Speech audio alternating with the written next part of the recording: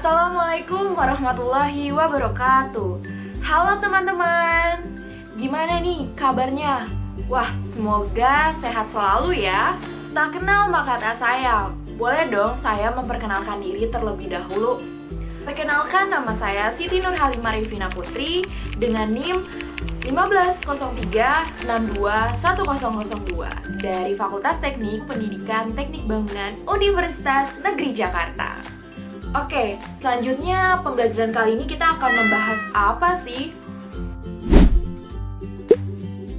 Pembelajaran kali ini kita akan membahas mengenai materi menerapkan spesifikasi dan karakteristik pada cat konstruksi bangunan. Nah, dari teman-teman pastinya sudah tidak asing lagi kan dengan kata cat? Dan kira-kira apa sih yang ada di benak kalian mengenai cat tersebut?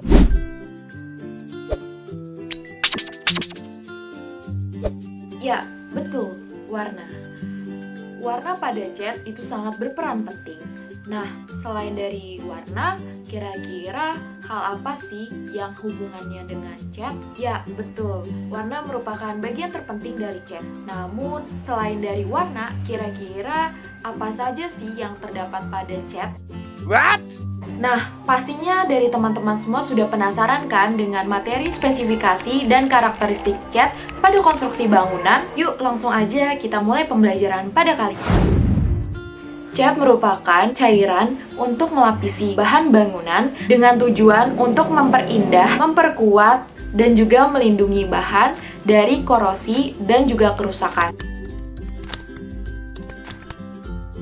Cat juga selain untuk bahan bangunan biasanya digunakan untuk menghasilkan karya seni, salutan industri, pembuatan marka jalan, dan juga untuk cegah kerusakan pada bahan bangunan lain. Oh ya, klasifikasi cat dibagi menjadi dua loh. Apa saja sih? Yang pertama adalah water base. Biasanya cat ini berbahan dasar air, contohnya adalah cat tembok dan cat air. Lalu yang kedua adalah solvent base. Biasanya terdapat pada cat mobil, cat kayu, dan juga cat besi. Selanjutnya, elemen apa aja sih yang terdapat pada cat? What? Yang pertama adalah pigmen. Pigmen fungsinya adalah untuk menghasilkan warna. Pigmen terdiri dari 3, yaitu pigmen putih, pigmen kuning, dan juga pigmen extender. Yang kedua ada liquid. Liquid fungsinya adalah untuk membawa solid elemen untuk memperkuat bahan bangunan. Binder untuk mengikat pigmen. Yang ketiga ada aditif. Fungsinya adalah untuk melindungi properti. Tinker fungsinya adalah menghasilkan kekentalan pada cat. Antifoam fungsinya adalah untuk mencegah busa pada cat. Yang terakhir ada biocide untuk menghindari jamur yang ada dalam kaleng. Selanjutnya, fungsi apa aja sih yang ada pada cat? Selain untuk mengecat dinding rumah, yang pertama adalah sebagai daya tahan, yang kedua untuk memberikan warna estetika, yang ketiga memberikan daya rekat pada suatu bahan lapisan, pelindung atau lapisan skin dinding. Jenis cat dibagi menjadi dua. Yang pertama, ada interior dan eksterior. Interior adalah cat yang digunakan di dalam rumah. Cat ini biasanya relatif lebih murah. Jika terdapat kotoran atau noda, cat dapat dibersihkan dengan menggunakan air atau kain. Lalu yang kedua, eksterior ini cat di luar rumah. Cat ini biasanya relatif lebih mahal dari cat interior. Cat ini perlu perawatan khusus karena fungsinya untuk melindungi dari perubahan suhu, matahari, dan juga hujan. Lalu, bagaimana sih cara kita mengetahui pembuatan cat itu sendiri? Nah, yang pertama adalah kita menyiapkan alat dan bahan yang akan diperlukan saat menguji praktek cat bangunan. Bahan-bahan yang diperlukan seperti paint oil, air, kaolin, kalsium karbonat, lalu ada talc, lem Raja Wali. Pewarna kita menggunakan warna hijau. Pertama-tama masukkan air 200 ml ke dalam gelas kimia yang sudah berisi lem 250 gram. Lalu aduk lem dan air hingga tercampur merata.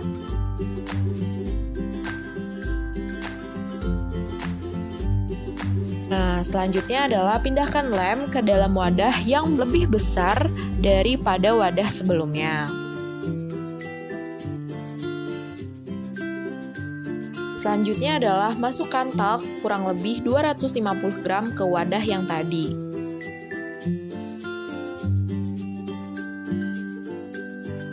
Masukkan kaolin kurang lebih 100 gram dan lalu masukkan kalsium karbonat 100 gram. Lalu aduk perlahan. Selanjutnya kita masukkan pine oil 50 ml.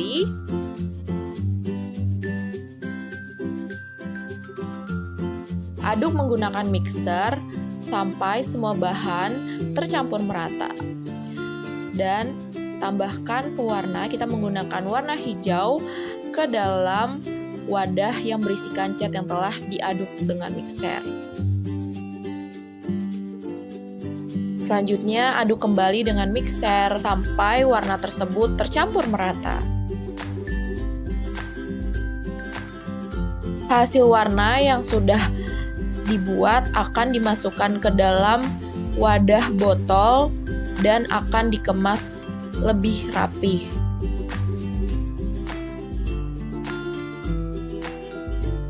Selanjutnya, jika sudah terisi penuh, segel botol dan tambahkan stiker atau label pada botol.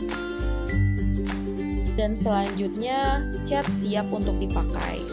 Nah, pastinya ada hal-hal yang perlu dilakukan. Yang pertama ada pembuatan pigmen warna, yang kedua ada pencampuran warna-warna pigmen pada pasta, penambahan aditif, yang keempat adalah menyiapkan mesin produksi, yang kelima menyiapkan high speed dispenser, homogenizer, planetary mixer, dan yang terakhir the roll mixer. Tadi kan sudah dijelaskan kan antara cat eksterior dan interior. Selanjutnya nih, jenis cat ada banyak loh. Apa aja sih? Yang pertama ada cat duko. Cat duko atau yang biasa kita disebut dengan cat dempul. Ini biasa digunakan pada cat mobil. Namun cat duko ini bisa disebut dengan cat bangunan juga loh, karena biasanya digunakan sebagai bahan kayu dan juga bahan besi loh. Lalu yang kedua ada cat melamik. Biasanya cat ini digunakan untuk melapisi bahan material kayu. Lalu yang ketiga ada cat poliureten, digunakan untuk mengkilap atau mengglosikan pada suatu bahan bangunan. Lalu selanjutnya cat zinc chromate primer. Nah, biasanya digunakan sebagai pagar atau besi agar lebih awet dan membantu besi dari terkena sinar matahari. Dan ada cat emulsi, berfungsi untuk melindungi material batako,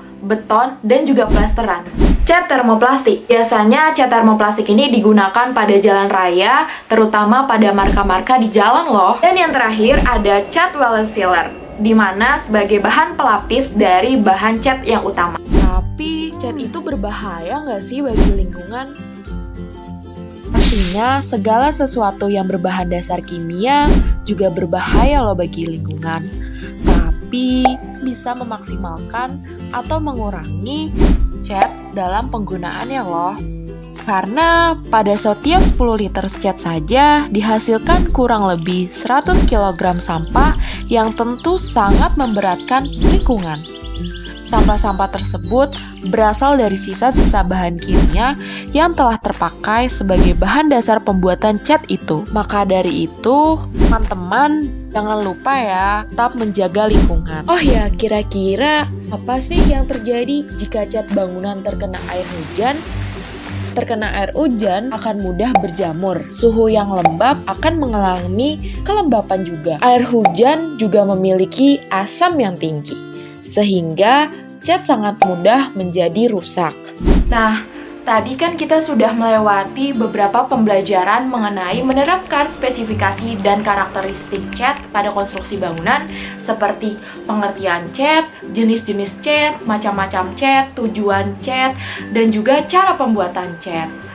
Nah, kira-kira dari teman-teman semua apakah sudah mengerti? Apakah teman-teman sudah siap menggunakan dan mengaplikasikan cat bangunan ke bahan lapisan lainnya? Oke, karena sudah di penghujung pembelajaran, saya Siti Nurhalimah Revina Putri selaku pengajar pada pembelajaran materi kali ini pamit undur diri. Sampai jumpa pada pembelajaran berikutnya. Dadah! Subscribe to my channel.